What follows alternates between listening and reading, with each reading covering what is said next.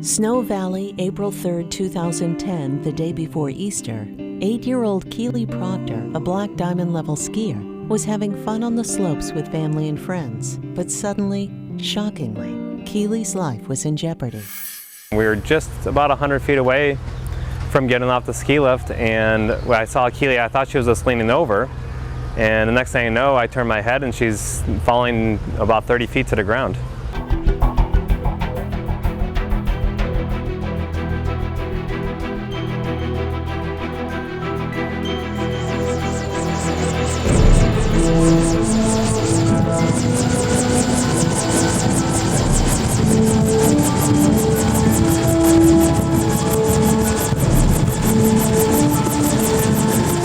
This is Sheriff Air Rescue, County Charlie Bravo 11 Tango.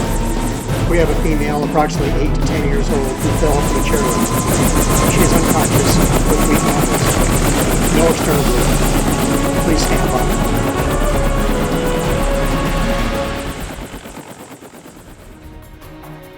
As soon as I heard she fell, I skied down right away, and I was the first one there. And I've been skiing my whole life. I've never seen so many ski patrol come to a scene right away. We knew that we had a fall from height, and so we suspected that there was going to be a pretty significant injury. The first thing that struck me about Keeley is when I got on scene, she wasn't crying. Her color was off, she looked shocky to me, and when I asked where did she fall from, I was estimating at roughly 30 feet. And I'm like, oh, this is bad. This is what we call a big sick. I'm just handing the gear in, handling the radio traffic, and waiting. Come on, let's go. And we were off scene inside of 9 minutes, and we were in base in 11. And they put her up on the table, and I said, Keeley, it's Mommy, I'm here. And then I was trying to joke with her, and then afterwards, I hoped it wasn't my last words to her. And she was never crying, and then there was a lot of activity. When we got the call, we were up in the air in about 4 minutes or so. It's about a 7-minute flight to the landing zone. The ambulance had rolled up right at that time. Within 5 minutes, we had her in the helicopter, and then it was about a 6 or 7 minute flight to Loma Linda from there. She was in the ER from the time we got the call, probably 20 minutes. When she finally got there, they called me back and said that her blood pressure was very low coming through the doors, and that they're already giving her 3 units of blood just as right immediately when she came through the doors of the ER.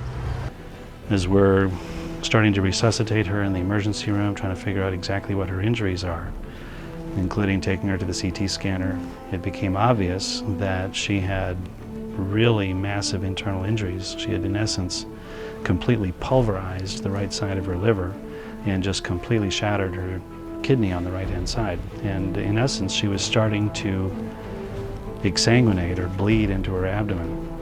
And she was basically doing her best to bleed to death internally right in front of our eyes. When we first arrived, we couldn't see her.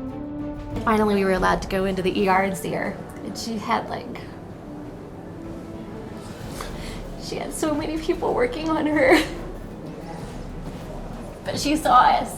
She was alert. This whole time she was alert. We went directly to the operating room where we opened up her belly, and it was just completely full of blood and clots, and we do what we call a damage control laparotomy, where in that circumstance it's very hard to identify the exact point of bleeding. So we pack the abdomen as tight as we can just to put pressure on things and get it to stop. And in this case, we were able to do that enough to get everything down to a dull roar. So she had most of her major bleeding stopped. We were able to get her more or less resuscitated upstairs, but it was obvious she was still continuing to bleed. He's telling us, your daughter's bleeding to death. Losing a lot of blood. We can't stop it. She's getting a new unit every 15 minutes. And there was a point where she was bleeding probably 400 to 500 cc's an hour while we were trying to catch up on her resuscitation. That's even more than just the initial blood loss that she had in her belly. I looked at him and I said, well, how much blood can a person be given? Can you keep getting blood? We actually ended up almost replacing her total blood volume 2 or 3 times just to keep up. Her blood count was still dropping, so they were transfusing her during this time, and at that point, recognizing that her liver was pretty injured and she was too sick to have surgery on her kidney at the time, they asked us to do an angiogram to see if we could identify any areas that were still actively bleeding and then plug them up from the inside. He managed to coil off and plug up that little vessel and stop that last little bit of bleeding. And once that was stopped, after a lot of blood products, by the way, she, at that point, it was just like somebody had flipped a switch and she started getting better. They always said, we're not out of the woods, we're not out of the woods. A couple days later, when everything is controlled, no more bleeding, then we could take her back to the operating room and debride that part of the liver and remove the kidney that was so badly damaged.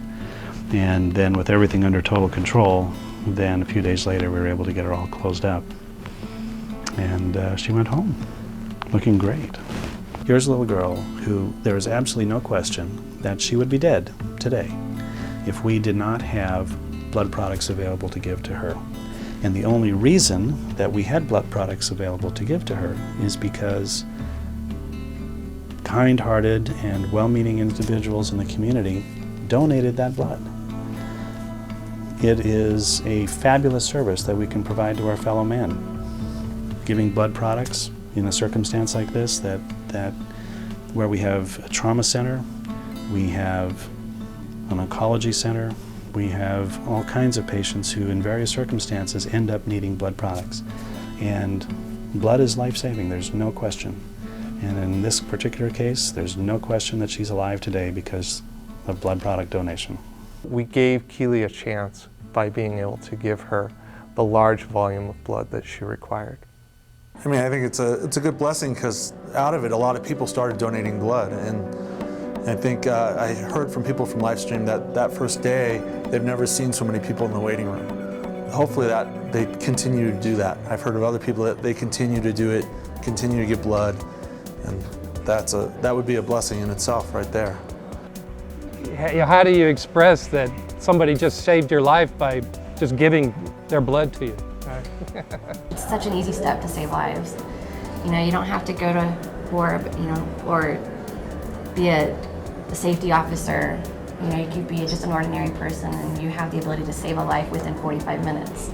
LifeStream distributes over 200,000 blood products and services annually to more than 70 hospitals in San Bernardino, Riverside, Orange, and Los Angeles counties in an effort to fulfill their mission. We help save lives by connecting donors and patients through the gift of blood. Give hope. Give life. Give blood. Keeley Proctor received a total of 30 units of blood products that were available thanks to LifeStream donors.